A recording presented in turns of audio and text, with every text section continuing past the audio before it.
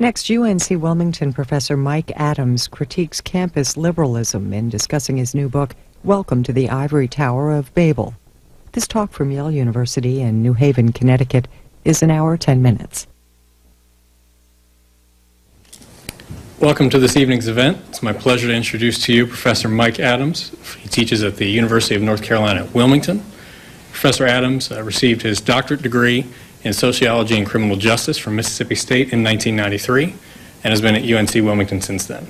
He publishes great articles on townhall.com, and if you haven't ever been to townhall.com, I recommend you visit that site if you want to check out very good and provocative articles on conservative thought. Professor Adams recently published the book that he will be speaking about tonight, Welcome to the Ivory Tower of Babel, Confessions of a Conservative Professor. And as we all know, especially here, conservative professors are a rare and almost extinct breed, and so it gives me great pleasure to welcome Professor Adams to speak to us tonight.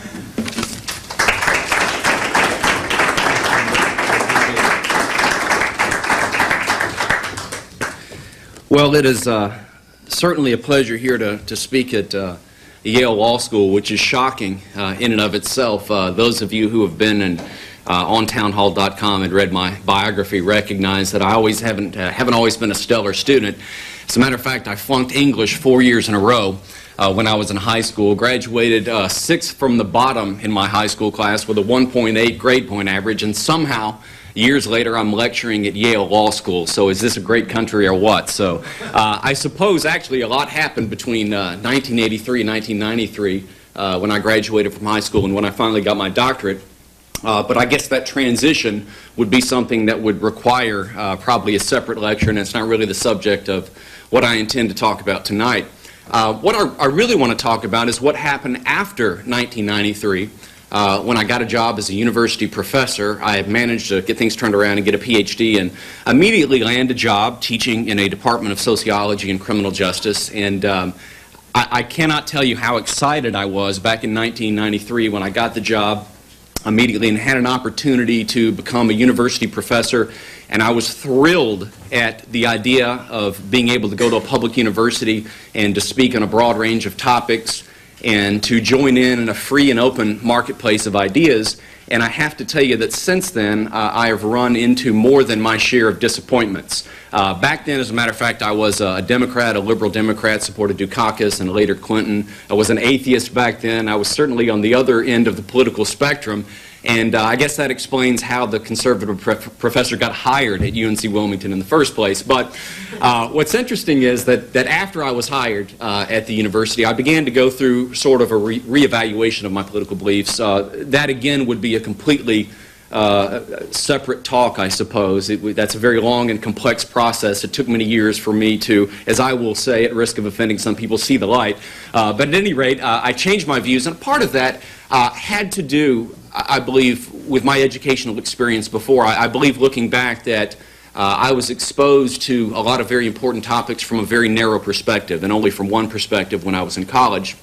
And so I came into school as a professor supporting affirmative action and supporting all of the basic liberal policies and things of that nature. And when I actually became a professor, I started to see that things worked in reality a little bit different than the way that they were presented to me in the classroom when I was in college. For example, whenever we discussed affirmative action, it was discussed from the pro point of view, of course, and affirmative action was described as a tiebreaker, as some sort of a temporary solution, and most of the discussions about affirmative action were enumerating various Republican myths on what affirmative action is. And for example, the myth that a person's race ever really cost them a job or something like that. That was presented as a myth.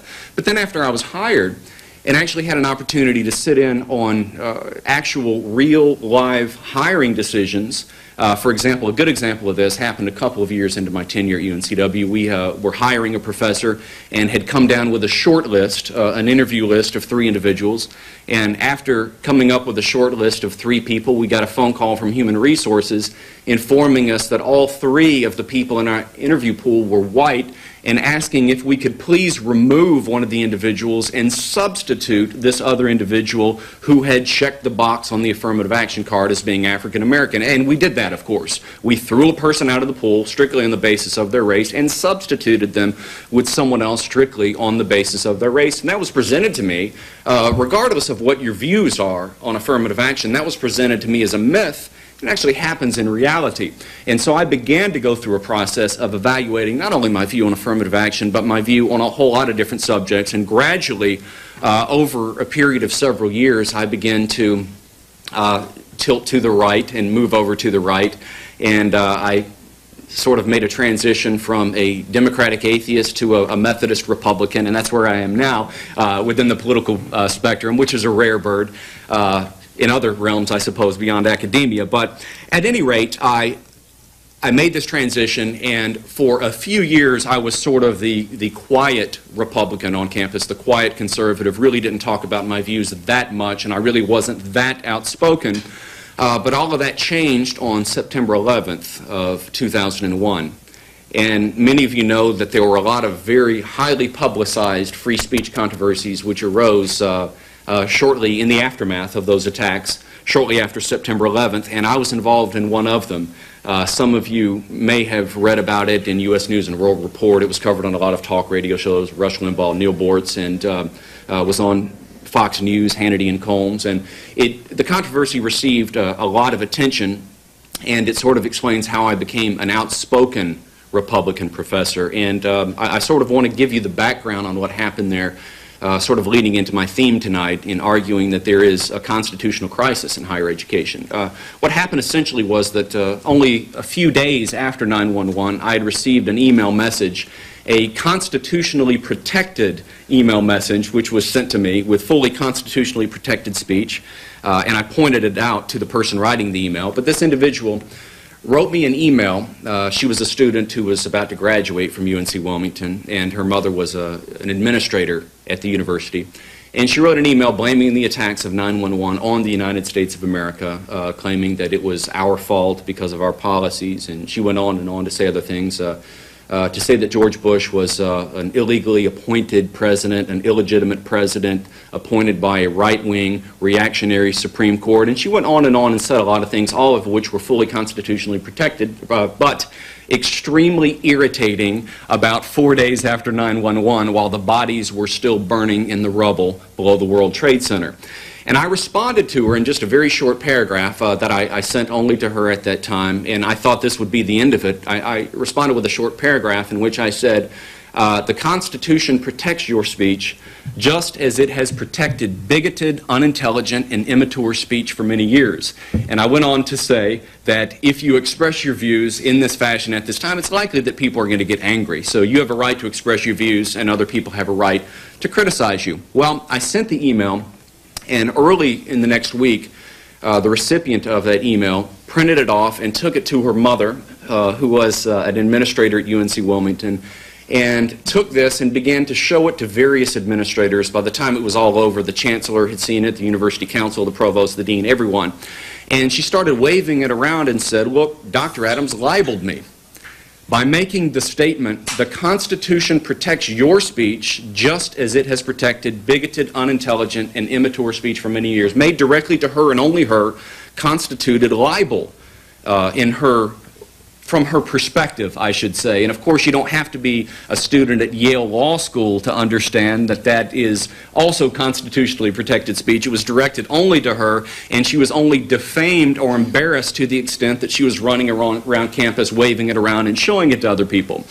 But what's interesting is that she suggested to support this libel charge that it was going to be necessary for the university to go in and to examine. She and her mother and her father and her representatives and the university were going to have to go into my private email account, my university email account, which contains both public records and private discourse. Our university recognizes that some of the email is protected and some is not.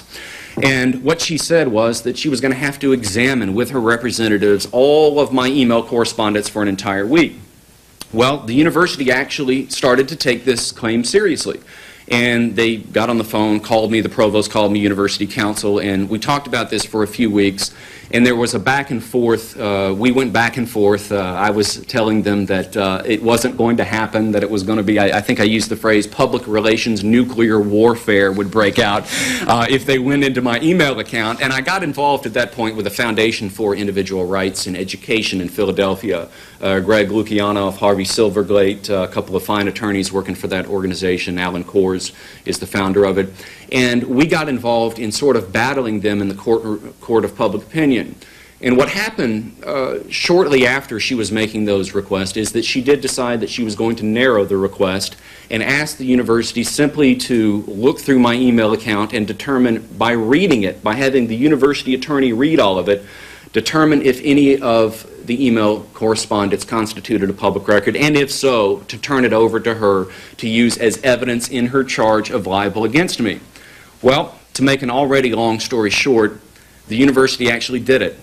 And on, I think it was about 11 a.m. on October 25th in 2001, they actually went in and read a couple of private responses. The only emails that had survived on the backup tapes they read, which were written to a woman who's my wife now. They were private. It was obviously private correspondence.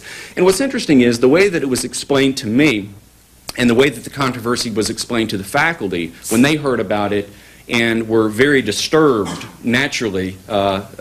They were very expectedly disturbed about what had taken place. The way that the controversy was explained to them was that it was necessary to read the emails to determine if they were in fact public records. Unfortunately, the university council, unfortunately for him, handed over a document to my accusers which was written several hours before the examination. And I had a copy of this, and it was printed off, and the time that it was printed off, and all of this was preserved as a record.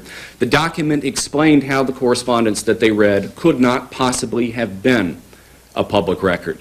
And I thought that the university was not honest with me, and I thought that the university was not honest with the faculty. And the situation got a lot worse about 24 hours later, when a columnist for U.S. News and World Report by the name of John Leo picked up the phone and called them and said, "What are you doing reading this guy's email," basically? And he asked the administration why they had done that.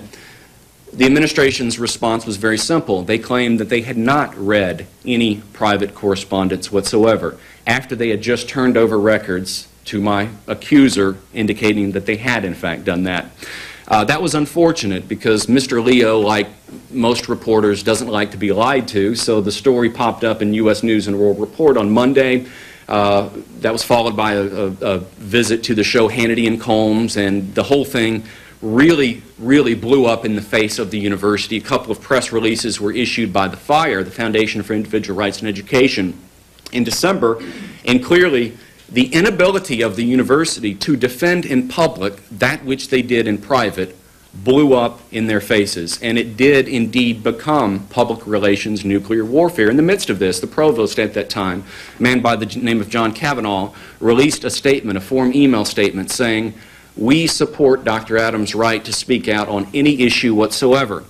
This was issued, I believe, 1 or 2 days before I went on Christmas vacation. I went home and thought about it for a long time and came back for the new year in the year 2002 and decided, you know what? This quiet conservative is about to become a little bit more active. And I said, well, if the university says that they support my rights, my freedom, my ability to speak out on any issue, I'll take them up on the offer. So what I did, essentially in the year 2002, was to become a little bit of an activist. And the university was in the midst of trying to defend themselves and claim that they were not targeting conservative speech, that the outcome in that case would have been the same if a feminist professor would have been accused, say, by a male or Republican student or something like that. But people weren't really believing it. And so what I decided to do was to test the university with regards to their commitment to diversity. You know, the campus diversity movement, became very popular on just about every campus back in the 1990s. And our university was fully involved in this campus diversity movement by then, in early 2002. And so what I decided to do was to test their commitment to ideological diversity, starting with a couple of relatively minor controversies and minor tests. For example, that year in 2002, our university opened up for the first time a Women's Resource Center. And when they did that, they established a web page, and when I went and logged onto the web page, it was all predictable, a big picture of Hillary Clinton when you log on to it, of course, and you take a look at the different community groups that they work with. There was Planned Parenthood, their contact information was listed, but there was no pro-life organization. So I decided to do a little test. I got in touch with the Women's Resource Center and asked them if they would put a link for a crisis pregnancy center, which was Lifeline Pregnancy Center there in Wilmington, North Carolina, and say you're committed to ideological diversity. You have a pro-choice group, Planned Parenthood. Let's go ahead and put a pro-life group up. And what they did was to tell me that they would not do that because they already had abortion counseling, which was being offered by Planned Parenthood, and you really don't want to have two links that deal with abortion counseling because that would be redundant. Okay, I pointed out that they had two contacts for rape crisis centers at that point, and I accused them at that point of engaging in viewpoint discrimination. But since I really didn't have standing in the matter, I decided to turn the matter over to one of the members of the board of directors for Lifeline Pregnancy Center, who promptly got in touch with them, and he essentially made a call to them, actually sent an email to them, and asked if they would please put the contact information for Lifeline Pregnancy Center. The second excuse that they gave was that Lifeline Pregnancy Center was overtly religious, and it was not proper for them to put anything on their website that had religious material. Well, first of all, I think if anyone has read the Lamb's Chapel decision, I'm at Yale Law School, sorry about that. I'm sure you've read that decision. I think that argument would not pass constitutional muster, but what's interesting is we found out that beyond that, that argument simply wasn't the truth because later on they added a link for a local gay website called outwilmington.com, which was loaded with advertisements for gay churches, essays about the relationship between religiosity and homosexuality. The website was loaded with significantly more religious material than was the one Pregnancy Center. So we found out they weren't really telling the truth about that, and I wrote about that in my column, wrote about it in my book. And very much of the same trend continued through 2002 with our Office of Campus Diversity as well. I decided to test their commitment to diversity when they launched a thing called Project Be Glad, which was interesting. They launched this Project Be Glad on September 11th, 2001. And I guess there's no time to stop with their activism, I suppose. They don't ever take a day off at UNC Wilmington. But they launched Project Be Glad, and it was fully in force in 2002. And what they did essentially was to set up a website, and they had several speakers in. For example, they had Mel White come in to talk about how there is compatibility between the New Testament and homosexuality, so on and so forth. But they opened up a very large section of recommended readings on the issue of spirituality and homosexuality. Now, what all these readings had in common, there were 16 of them, references. You should read this and you should read that. There were 16 different references that all took exactly the same position. So I got in touch with them, actually got in touch with the chancellor, wrote the chancellor on 2 different occasions and said, why don't you just put half of the number, just 8 references to books which take a different view, which argue that there is an incompatibility between homosexuality and Scripture. Why don't you just present both views in the name of ideological diversity? And they didn't respond to it. So what they did was to continue to hire speakers, to have programs, and to set up a website and have recommended readings, all of which comes from exactly the same perspective. So I thought that was very interesting. In the case of the Women's Center, they were talking about the separation of church and state, and they were arguing the Establishment Clause. Here, they had opened up a public forum on an issue and allowed only one view to be presented. In other words, the state was sponsoring a very narrow realm of acceptable ideas on a religious topic. And I considered that certainly to run afoul of the notion of separation of church and state and thought that it was being applied unequally. But those were a couple of cases I sort of got involved in as I became a little bit more outspoken as a conservative college professor. But in the year 2003, and while some of those stories I think are somewhat humorous and it was fun to expose them and to write about them, I think since then, in the last couple of years, we have seen some trends in higher education that really aren't so funny at all and that have become a lot more serious and I think that are a lot more widespread in higher education. And I think in the year 2003, probably the top news item concerning the issue of ideological diversity on college campuses deals with the issue of student groups. and the issue of the rights of student groups and their freedom of association and freedom of religious exercise, and whether that is trumped by the university's diversity policies.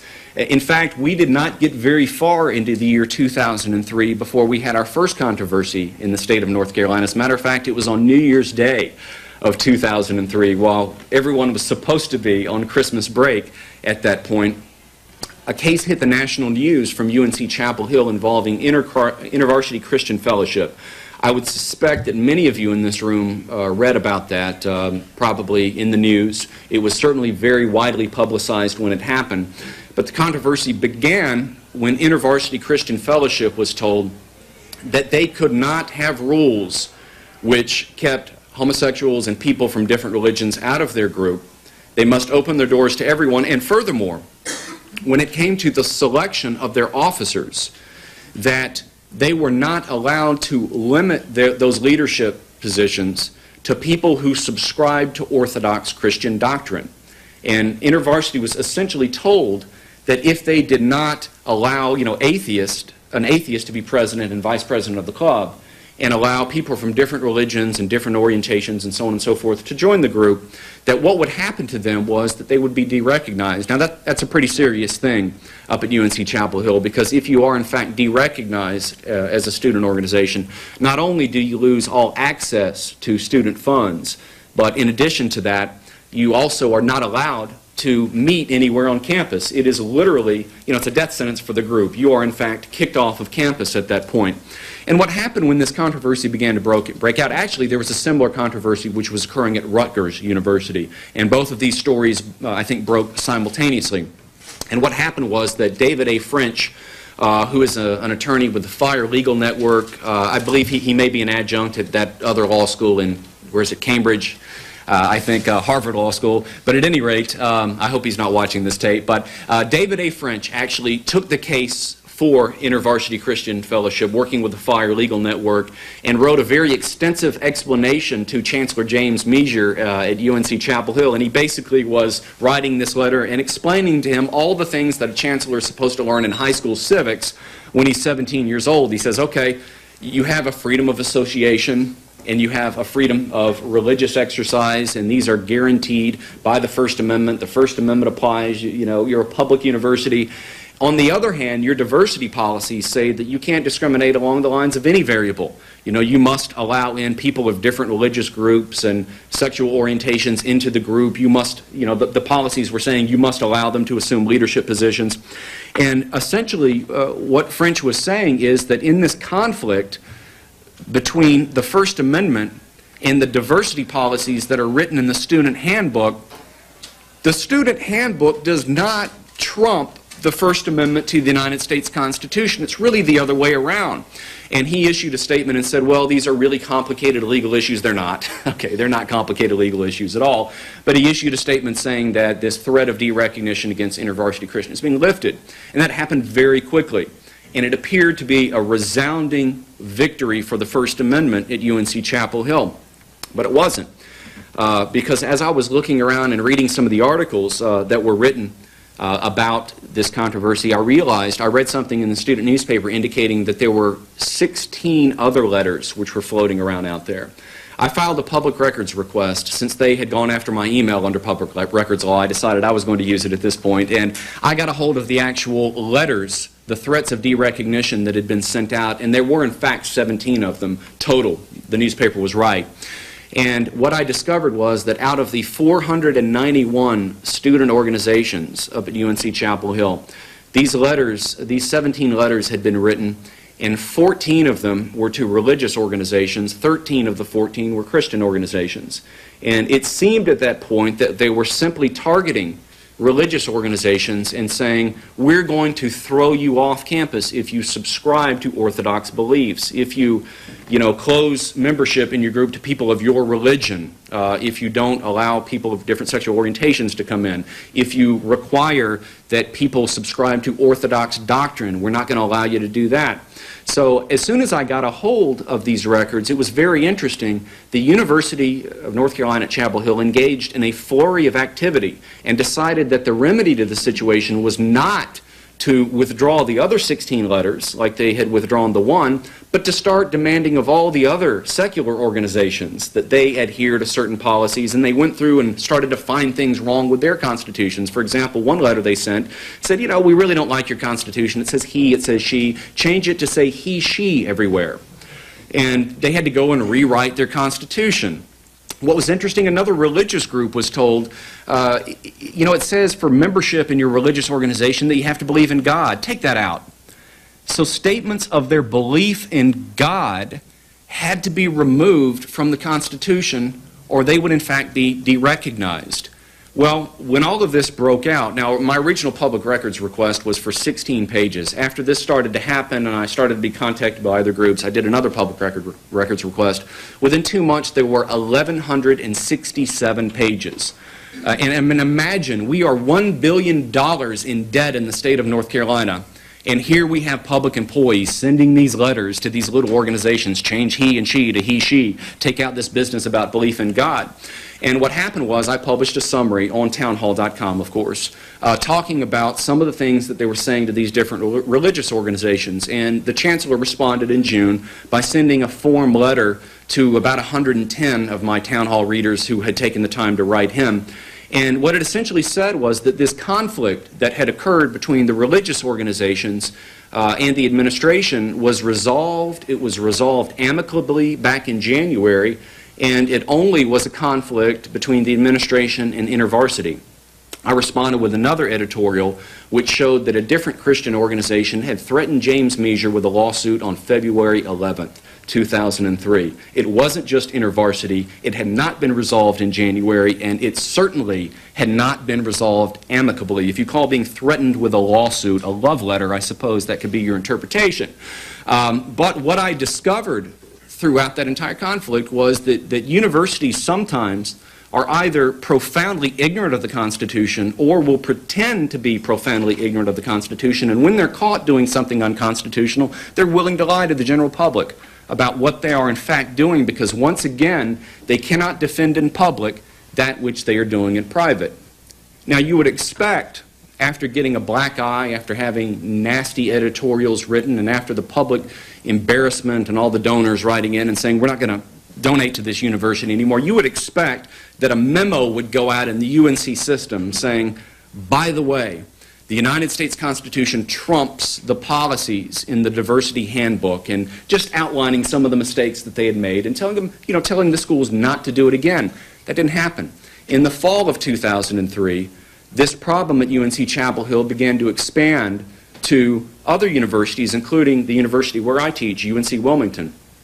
In the fall, starting I believe in October, late October, October 22nd I think it was, the college Republicans at UNC Wilmington were told that they would be derecognized as a group if they did not allow in Democrats as voting members of the organization. So political affiliation was thrown into the mix, and I started thinking for a second, what exactly is next? Will the Jewish student organization have to admit Nazis because they cannot discriminate along the lines of political affiliation? Will Phi Beta Kappa have to admit dummies? At what point are we going to decide that this broad ban on discrimination has some limits?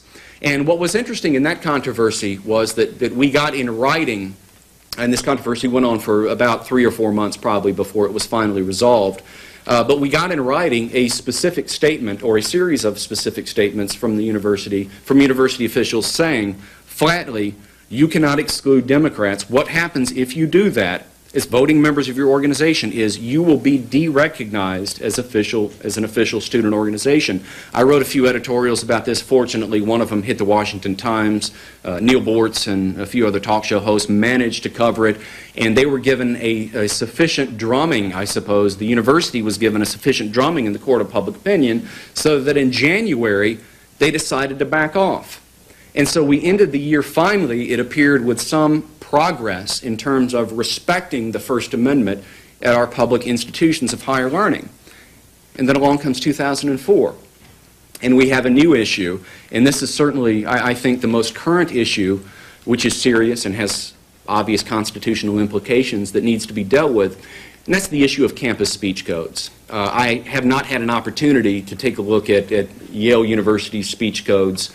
I've been very busy looking at the ones in the state of North Carolina right now, but we have one at UNC Wilmington which says that students are not allowed to engage in speech which might be biased or might be offensive along the lines of, and then it gives a whole laundry list of political orientation, sexual orientation, race, creed, national origin, and it says, you know, you can't offend anyone along the lines of any of these variables. Basically, and it is just the classically, overly broad and vague and unconstitutional speech code, which we are seeing popping up on college campuses all around the country. And if you want to get a good accounting, a good summary of these speech codes, I would urge all of you to look at the Foundation for Individual Rights in Education website, thefire.org, and I believe they have a link there where they just list the exact text of these different speech codes, and some of them are really amazing. Some of you may have followed the recent controversy at Shippensburg University, where they had a particularly egregious speech code, which was in fact struck down recently in a court case. But we had one there at UNC Wilmington, and I've sort of been waiting for something to happen, to break out, a controversy to break out concerning that speech code, but once again we were beaten by UNC Chapel Hill in a controversy which I wrote about a couple of months ago. I believe it actually started back in February, or perhaps it was in early March.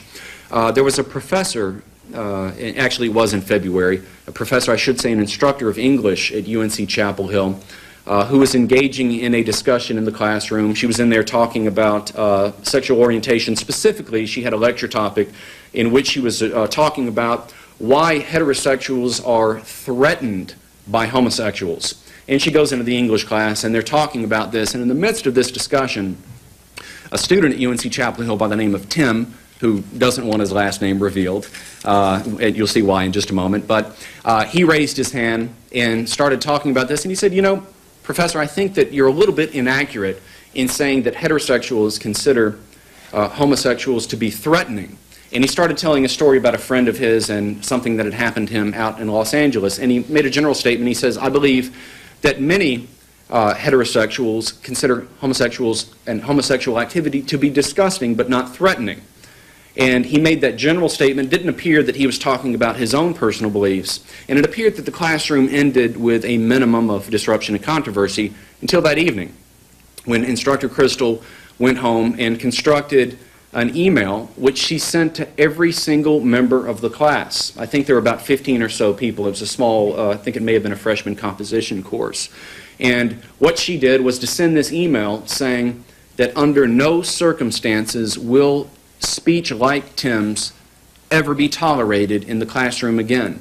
She went so far as to call the statement a form of violence. And she said, you know, I need to do something about this horrible environment that we have. He's created a hostile environment, and I need to do something to help restore a feeling of safety in the classroom. And it was really incredible because she went on to say, you know, he is a white male Christian, he is privileged, and called him heterosexist, essentially, and sent this email to everyone. Well, the email started making its way all around the state. It hit radio talk show host and wound up in the hands of a certain town hall columnist. That would be me.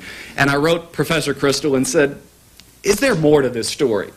What happened? And she wouldn't write me back. So I decided basically to publish my email to her and her email to the class on townhall.com and let the games begin and begin to discuss it. What's interesting is, and I was very, very pleased with what happened, Professor Crystal seemed to recognize that, Instructor Crystal seemed to recognize she had made a mistake, apologized.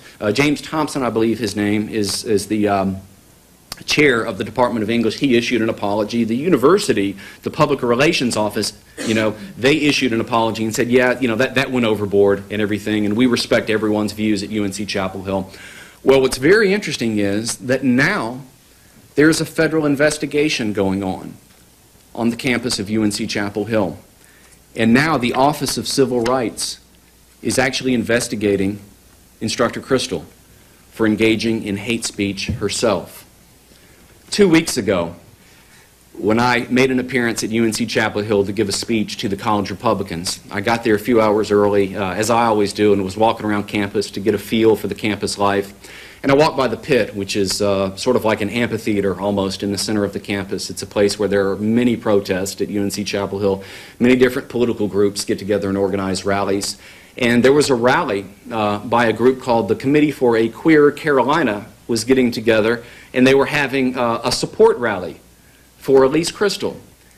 And they were getting up there and saying, you know, something has to be done about this federal investigation. As a matter of fact, some of them had quotes in the Daily Tar Heel. And one of them that I thought was particularly interesting, one of the leaders of that group said, you know what, by the feds coming in here and conducting this investigation, they're breaking down our entire system. And that really said it all to me, because these campus speech codes, I've argued for many years that these campus speech codes are the underpinning of the campus diversity movement. I believe that they are. And I believe that for the most part they were constructed to censor conservative speech. But the thing about it is, once these speech codes are in place, they are a threat to everyone, to absolutely everyone. And clearly, this was a professor who would have liked to use the concept of hate speech and the speech codes to punish a conservative student. But when the tables were turned upon her, suddenly this group got together, this Committee for a Queer Carolina got together and said, we want to call off the investigation. Let me tell you something, that is absolutely not the proper approach. The right approach in that situation, in my view, is for liberals and conservatives to join together to petition for the removal of these overly broad and vague and dangerous speech codes which have been implemented at public universities, because they are a threat to everyone. And I think you don't really believe in the First Amendment necessarily. You don't prove that you believe in the First Amendment when you are in fact standing up for someone who shares your views. You prove your commitment to the First Amendment when you stand up for someone who disagrees with your views. And I wish that that committee, and I wish that the faculty, and I wish the conservatives and the Republicans and everyone would get together in a joint effort to get rid of those unconstitutional speech codes. Now, I can see I've gone on probably for about 40 minutes, and I'm going to try and sum things up here in the next 5 or so minutes and take some questions. But I believe, based upon the things that I've talked about, obviously, I came in here to talk about a constitutional crisis in higher education. I do believe that there is a serious constitutional crisis in higher education, that there are very serious threats today to the First Amendment, and I believe that there are really a couple of solutions to that.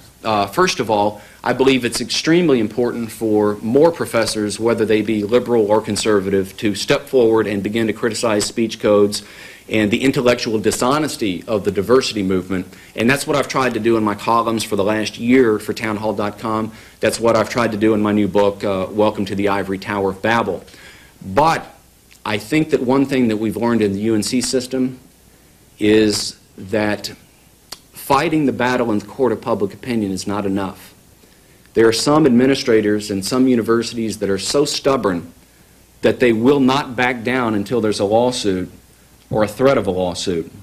And so what I would like to do, that's the reason I'm thrilled to have an opportunity to talk to students at Yale Law School, because many of you will be graduating. I know a few of you, you're the ones with the smiles on your faces right now. A few of you are going to be graduating here in about a week. And I know that in the future there will certainly be more presidents of the United States and more senators and more politicians coming out of Yale Law School. And I know certainly many of you will go to big firms in Washington, D.C. and in New York City and immediately start to make 6 digits and make a lot of money, and you'll work very hard doing that. But I hope that many of you will make a decision, though, to put aside some time and do some pro bono work to pay attention to what's going on America's college campuses. And many of you, I hope, will join the Fire Legal Network and do some independent work on your own to help fight some of these battles, because I think through neglect and through indifference and to some extent the malice of a few people, we are experiencing the constitutional crisis in higher education. Been a thrill to speak to you, and I guess I'd like to pause and take a few questions. Thank you. Yes, sir. Go ahead. I'm one at Yale. I guess I'm a Democrat and would probably disagree with you on a lot of issues, Right. but I appreciate your coming to Yale Law School, and Thank there certainly aren't a lot of conservatives around here, so So I've heard. it's good to have you. You know, I think one of the real problems with this school is that there aren't a lot of conservative voices in the classroom. You know, even though I might disagree with them, I think that that's a real shame. And it's something that obviously extends to a lot of other campuses around the country. One of the things I noticed from your speech is that you mentioned posting articles on townhall.com, and you mentioned some of the shows that you went on, Hannity and Combs and Rush Limbaugh. And, you know, it strikes me that that's sort of reflective of an unfortunate divide in media in this country between conservative outlets and, I guess, some mainstream and also some liberal outlets. And I just sort of wanted to get your perspective on how we kind of have a conversation about this, just because I think, given where our country is right now, it's incredibly divided politically. Absolutely. And it just seems like that a lot of conversation there's a lot of preaching to the choir that's going on right now. So how do we end that? Well, I think maybe that relates to some extent to the problem that I've been talking about. It's interesting. I think that people are not accustomed to going into one environment and hearing different perspectives sort of mixed together and you know, all within one same environment. And it's interesting, I think the same thing happens in higher education. You go somewhere and, you know, for example, you go in the business schools, and in some departments you may get a conservative perspective, and overwhelmingly in most of the departments in the humanities and social sciences, you're exposed to a liberal perspective, and things are compartmentalized in a sense. I think the media does exactly the same thing.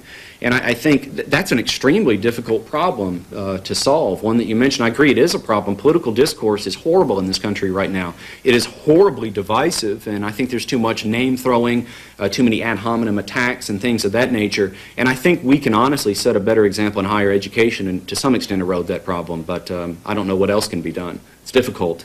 Very. Yes, sir. Well, I thank you very much for coming. I must say I disagreed with most of what you said, and I had two questions on that note. The first is that it struck me as odd that you would be a professor at UNC Wilmington. They would hire you as a liberal atheist. You would convert while there to being a Methodist conservative. You would then go around bashing them as your main profession, and they would keep you on staff. And you would then criticize them for lacking ideological diversity. It strikes me that you are proof that they are willing, even if they disagree with you. The second thing is, I wanted to know whether or not you had thought about any of these issues from their perspective, namely the following. You know, if you look at studies, and there are lots of different organizations from both sides that have done these studies, you find that overwhelmingly black students, women, gays, they feel less comfortable on campus, less a part of the community, and less able to interact.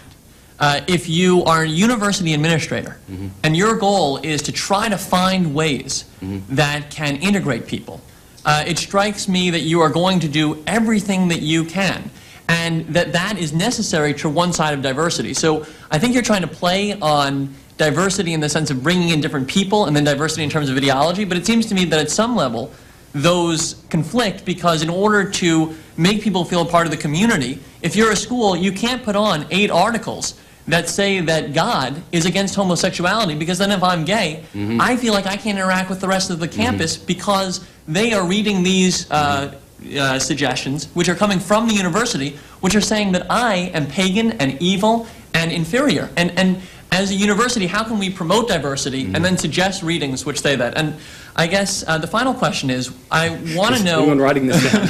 I want to know why you haven't considered all of the, I guess, liberal sides to the issue, in the sense that, I mean, I know in a lot of areas there are public high schools where atheists have to say prayers before, you know, school games. And there are lots of First Amendment issues on that side. And I'm curious why, if you're tackling this issue and you're supposedly trying to make it bipartisan, why you wouldn't tackle any of the sides that the liberals are concerned about in those regards, so you can try to broaden your issue. Oh, well, listen, I have considered the liberal. I've been a liberal. I've considered the liberal perspective. I rejected it. So I have, in fact, considered it. But, you know, in terms of those high schools, you say you know a lot of high schools. Give me the names before you leave tonight, and I'll write about them without question, because I'm constantly being given hypotheticals by critics of the column saying, oh, I'll bet you would not stand up if the shoe were on the other foot. That isn't true. My first free speech controversy at UNC Wilmington took place in 1997, as a matter of fact, when my transition was well underway, and a conservative professor at the university who objected to a sexual horoscope which was in the student newspaper, and he considered to be lewd and lascivious, he proposed setting up a committee to review the materials for the student organization. He's a conservative. Do you know who presented the objection to the faculty senate? It was me, and I defeated him by a vote of 51-3. My first free speech controversy was on the other side. Okay, it was actually attacking with someone I agreed with, because I agreed that the sexual horoscopes were disgusting, but I stood up for my principles in that case. And I have done that, and I will tell you, just as I tell all my other readers, they give me hypotheticals all the time. Give me real names, and you will see it in print. Because I'm dedicated not to identity politics, not to protecting people of certain groups, but to firm constitutional principles. But I would be, the only thing that, you raised some great points, the only thing that bothered me about what you said is somehow this supposition that there is a constitutional right to feel comfortable or something like that. You almost said, that this somehow might be construed as trumping the First Amendment. Let me tell you something with regards to that list.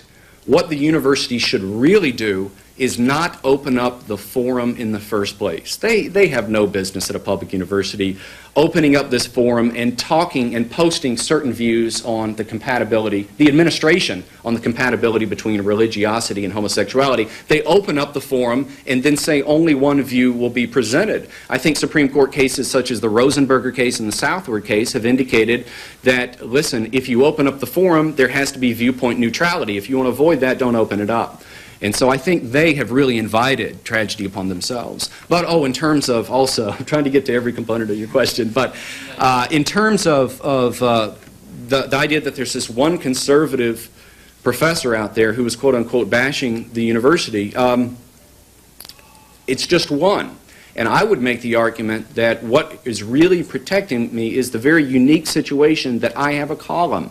I'm fortunate to be able to write for Town Hall, and some of my editorials are picked up by the Washington Times, and when they do stupid things and violate the Constitution, I'm able to speak in front of an audience of millions of people, and I think that is what protects me, and without that, I think they would get rid of me without question.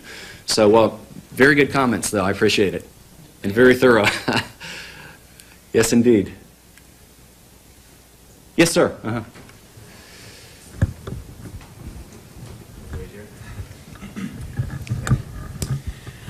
You talked about the stubbornness of the administration at your university as well as others. Mm-hmm. Do you think it's stubbornness, or do you think it's fear of the same speech codes that have been implemented and have kind of worked their way through the system? That is, the provost or the chancellor or the president are just as afraid of those speech codes and are acting in a way to prevent lawsuits? That's a very good question. I don't know what combination of fear or ignorance or malice that it might be. It's very impossible for me to know that. But I will tell you something, that you're really on to something when you talk about the fear of the lawsuit creeping into the decision-making process. And I think the university is guilty. Often, many universities are guilty of abandoning their principles and violating the Constitution simply to avoid a lawsuit. I think the classic example was that September 11th aftermath controversy that I talked about with the email. What happened is that in the initial stages of that discussion, this individual who was claiming libel was just raising Cain, essentially, running around threatening lawsuits specifically in writing, was very hostile towards the administration. I was very patient and kind, and I think what they did in that case was to take a gamble. They said, if we read these emails, Adams would never sue, but if we don't, this individual is going to file a frivolous public records lawsuit, and what's going to happen is we may win in the process, but the university will be embarrassed and it will cost the taxpayers money. And I honestly believe that that is the reason why they made the decision that they did. So the fear of litigation absolutely comes into the equation when it should not. I think you're definitely onto something. Absolutely. And they told me not to go back and forth all the way across the room, but now that's the way it's panning out, isn't it? Thank you. Yes. I'm also one of those not really Republican, not really Democrat, but I think it's a very interesting topic, but I'd be interested in hearing how you the alternative you're posing to these civility codes, or these, I forget, what do they call them, sorry, speech codes? Speech codes. Speech codes, because I think that there is an importance to having civility of dialogue preserved in the classroom setting, especially if we want it. The one I'm thinking of in particular is your case of the freshman seminar class, because those are the youngest students at the university, and they're the ones who you're first challenging to think in new ways. You want them to be open, and it's a tough balance, I think, this question, because I'm very sympathetic to this notion of certain types of speech being privileged over others that you're speaking of, at the same time that I also want to see some sort of preservation of civility that in the classroom, and I wonder how you propose that's operationalized in some way. I don't know if that makes sense. I would respond to that the same way I deal with the issue of income taxes and Social Security. We have, and there really is a relationship here, we've gotten along through most of history without them, essentially, without these speech codes, and they have come about in recent years. These speech codes are very new. And I think, aside from the possibility of getting rid of them altogether, that certainly most universities need to curtail them. And when they make statements about any speech which causes discomfort, which is disrespectful, that's a word that comes in from time to time, which is biased or which is offensive, I think that's overly broad and very dangerous. And some of them can be fixed simply by removing a few problematic words or phrases without abolishing them. But I think we could do without them, honestly. I believe we could. Yes, but that is a hypothetical, I suppose. And I know law students are I think that's kind of a big accustomed to I'm very hypotheticals. sympathetic to that notion, but I don't know if we all got along so swell in the past without those codes in place, because I think the same pressures that certain conservatives might be feeling now with their silence in the classroom, that I actually think that probably does happen a lot. That I think a lot of people who are holding these more liberal positions were once facing the exact same thing in the classroom. But now, we can agree to disagree. I believe it's an empirical fact, though, that there has been a litigation explosion on college campuses since they have come about. So, at any rate. Other questions? Oh, yes, go ahead. I agree with you, and thank you for Finally. coming. I thought I was speaking to the young Democrats for just a moment, but I didn't mean that kind of diversity. Just kidding. Obviously, with a state institution, it's a pretty easy call constitutionally. I think that the states can't interfere with the speech rights of the students. On a private campus, it's a different story. And we actually had some professors here file a lawsuit in which they argued that as a private institution, Yale has the right to disassociate itself from people whose views create the kind of, unsafe emotional environment for its students. I'm just wondering how you see that difference, and if you have any experience with private I really institutions. haven't. That's a bit complicated, I suppose, and I guess some private institutions receive some level of state funding. I guess that might make the issue simpler, and I guess some people have made the argument that there can be a contract action or something like that for fraudulent inducement. I've actually read theories suggesting that when people come and pay money at these institutions, which promise a diversity of education, they suggest that maybe a tort remedy is the proper remedy. I have no idea, because I have not pursued that or investigated that, because what I have been exposed to has been strictly within the public system. That's what I've been focusing on, because I work within the public institution. And I think the majority of these abuses really are, in fact, coming in the public sector, essentially. And I think there are other remedies. I think there's a lot in the private institutions that donors can do. I think, private institutions rely heavily upon donors and donor boycotts and publicity and things like that.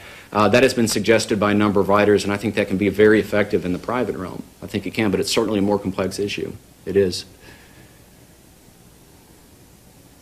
Yes? Can you just comment quickly about the growing movement of homeschooling and some of these new conservative, these new explicitly conservative universities that are arising to basically take in homeschoolers, by and large? What do you think about that movement? Oh gosh, I am really in danger of getting far off topic right now, but I don't want to offend anyone who might have been homeschooled, but I'm not one of those conservatives who's very supportive of homeschooling necessarily. in my experience, I've seen some pretty big disadvantages associated with that, and I've never, I really don't agree with that movement personally. Yes?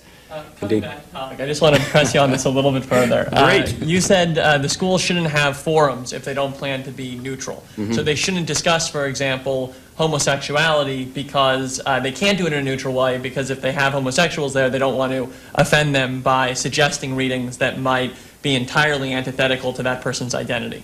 But I want to push you on this because it strikes me that the reasons that colleges came to this were because of cases like Matthew Shepard and you know, the lots of other cases where there were terrible acts where homosexuals were beaten, where they were made fun of, where they did not feel a part of the community. And so the school said, we can't allow that because we have an identity as a school, and we have a right to have an identity as a school, and that identity is non-discrimination. And so I'm curious how you suggest that they try to impress this message on their students, that you know what, we're in this together. We have a community. We can't allow one person, because of their sexual orientation or because of their religion, to feel as if they're not a part of things. And so they create these forums that are aimed at the minorities on campus, aimed at the not the part of it, aimed at the other, to try to include them. How would you include them specifically? How would you tell them you can be a part of it? Or do you want to go back to the days of Matthew Shepard? Because I really think that's where you would take them. Come on, listen. What I would ask you to do is to log on to the university website, UNC Wilmington, and look at Project Be Glad. And you will notice that they have a statement on the webpage that essentially says, we haven't had any problems with hate crimes or anything of that nature, but despite the fact we don't have problems, we're going to go ahead and we're going to implement Project Be Glad. And you know, while we're doing it, we're going to open up a forum on a religious issue and sponsor one particular view on a religious issue.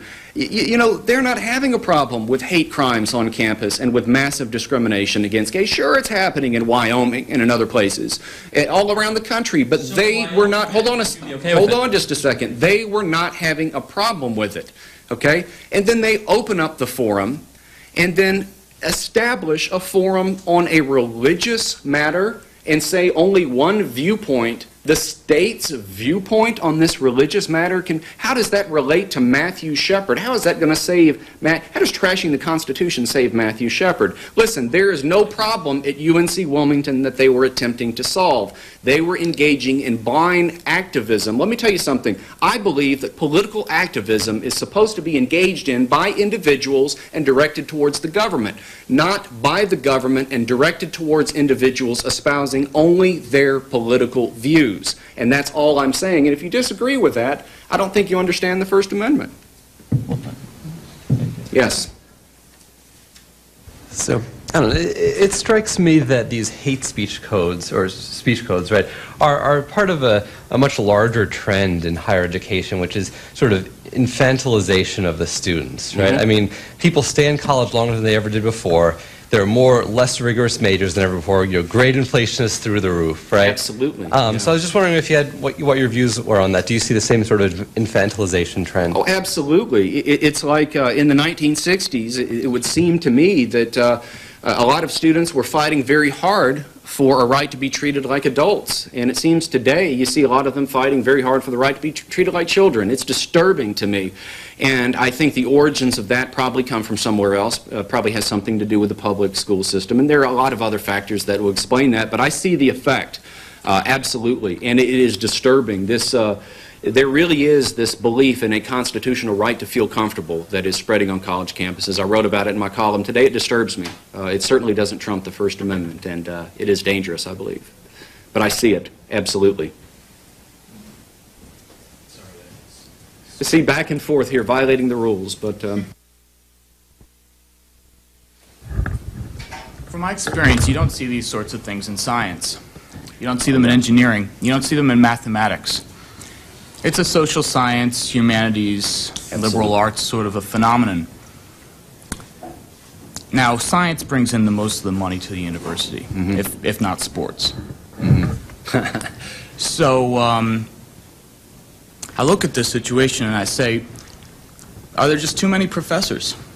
Are there too many social science, humanities professors? Do they bring in money for the university? Not much, unless they write a book. Even in that case, the university doesn't necessarily get a big cut. There are lots of courses that deal with personality and comfort and theories of behavior that can't be proven by scientific methodologies. Have we just blown up social sciences and the humanities to the point where we've created these problems? Absolutely. I believe it because, my wife went back to school and is finishing a master's degree in the chemistry department. It's a different world. A professor I know, a conservative professor in physics at UNC Wilmington, does not experience the same things that I write about in my book in his department. There is a big difference in professionalism and in the tendency to politicize the classroom and the work environment. I think there's a tremendous difference from discipline to discipline. And I'm disturbed because the expansion right now, and we're having big state budget deficits right now, and we're expanding. We continue to build more and more buildings, and we continue to create more and more majors, and most of them are something studies where it's a merge of different people from different quote-unquote social science disciplines and from different disciplines within the humanities. And some of them I think are quite ridiculous because they do very little to prepare people for the real world. And for example, we begin African American studies, women's studies, gay and lesbian studies. We do this and we are piling it on.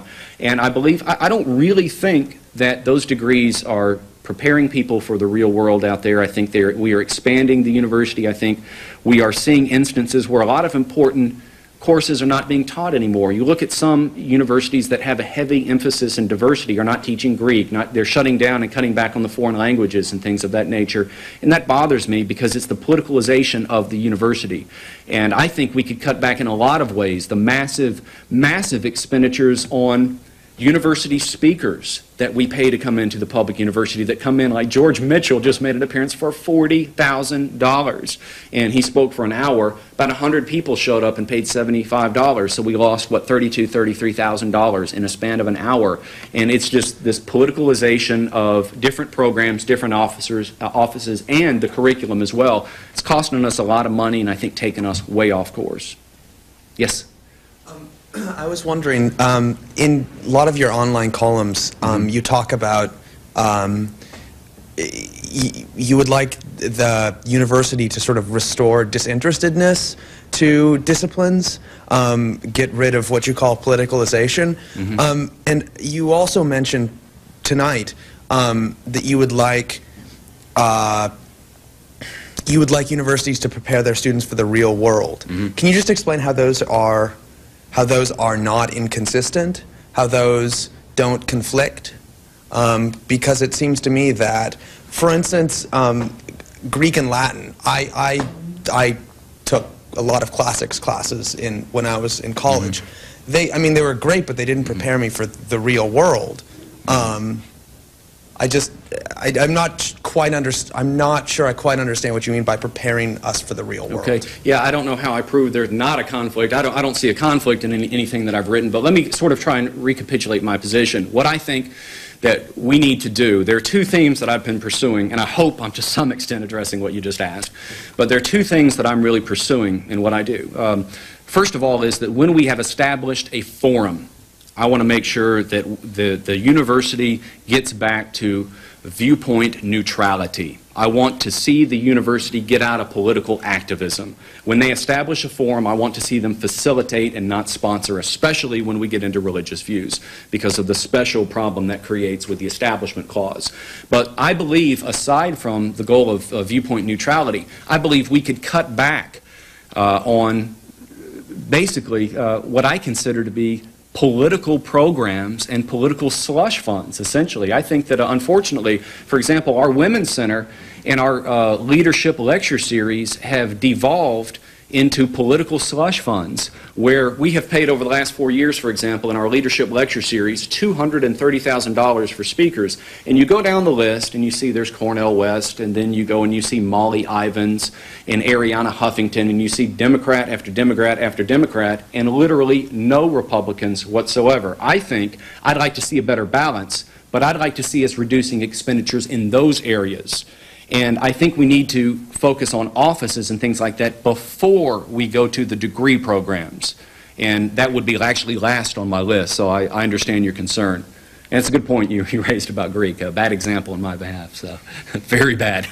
Yes, not you again. I'm just kidding with you. I respect everyone's free speech rights, but can we get rid of that guy? No, I'm just kidding with you. I'm writing a column about this. Are you? No, I'm kidding. I don't talk to columnists, okay? It strikes me, I guess, as interesting that one of your arguments is that we don't have a constitutional right to be comfortable.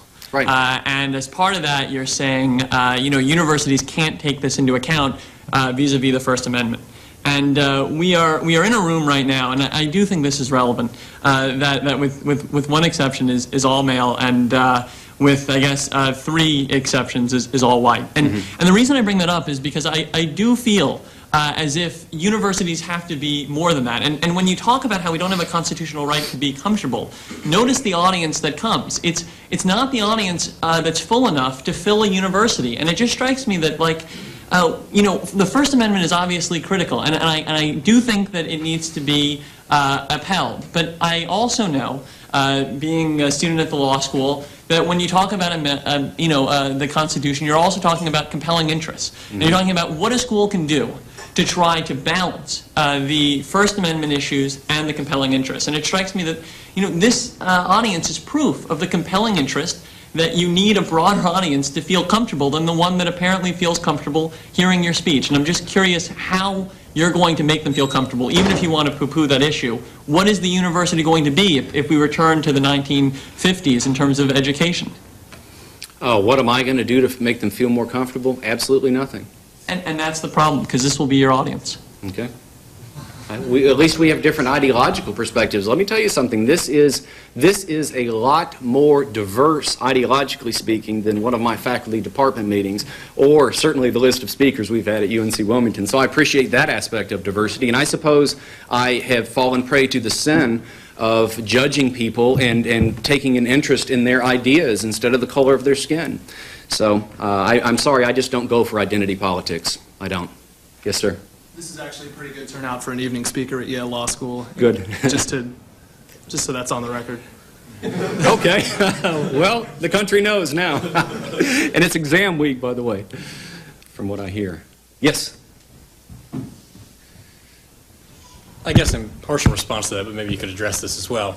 That sort of thought about identity politics presupposes that individuals with certain political views that are then those views kept off campus don't also have a right to be comfortable. I mean, it seems to me limiting people's identity and what you consider to be their views only to what you see when you look at them, and then only guaranteeing the comfort of those whom you can easily identify defeats the very purpose of any type of sort of comfort code. So I just wonder maybe if you could speak about the comfort code.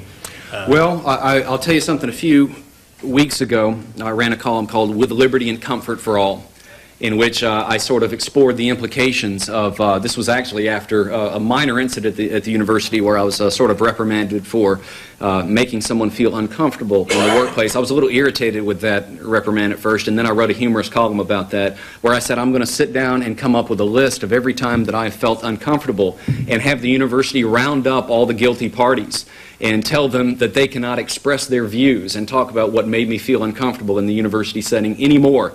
And we just get into a problem. It's easy to focus on the individual for just a second and say, well, this bothers me, this type of speech makes this particular person feel uncomfortable. But when you start to add them all up, the implications of this perceived right to comfort are very dangerous. I wrote about it in my column again today. I proposed a National Day of Comfort in a very sarcastic column that I wrote today, where we just flood all of the human resources departments all around the country with complaints related to the speech codes until they finally throw up their hands and say, we're going to get rid of these speech codes. So I wrote about that. I guess my response would be in a couple of columns. I'm really plugging those columns tonight. I should plug the book a little bit more, but thank you. Yes? First of all, there's a fourth minority in the room, I think, just to, I was skipped over, but yes. just for the record. But also, in terms of this identity politics, and one thing that I came across with these diversity groups, Hispanic groups on campus, so on and so forth, that if the point of diversity ultimately is to make everyone comfortable with each other on a campus, do not these ethnic groups, these or homosexual clubs or what have you, do they not in effect segregate these groups that we want to mingle and create a higher level of comfort among? I mean, to have them meld with the rest of the student body, the majority. So Yeah, I think there's actually a body of social psychological research out there. I actually got a master's degree in social psych before switching over into criminology. And I think there is a danger the more that we separate ourselves and the more that we talk about our differences, there is a danger that we will accentuate those differences. I think there's a whole body of literature out there that indicates that there may be some unexpected and undesirable consequences to this very, I think, segregationist movement that's occurring in higher education. Mike Adams is a professor at UNC Wilmington in the Criminal Justice Program. He writes a column for the Heritage Foundation's online publication, townhall.com. Welcome to the Ivory Tower of Babel is published by Harbor House on the web at harborhouse.com.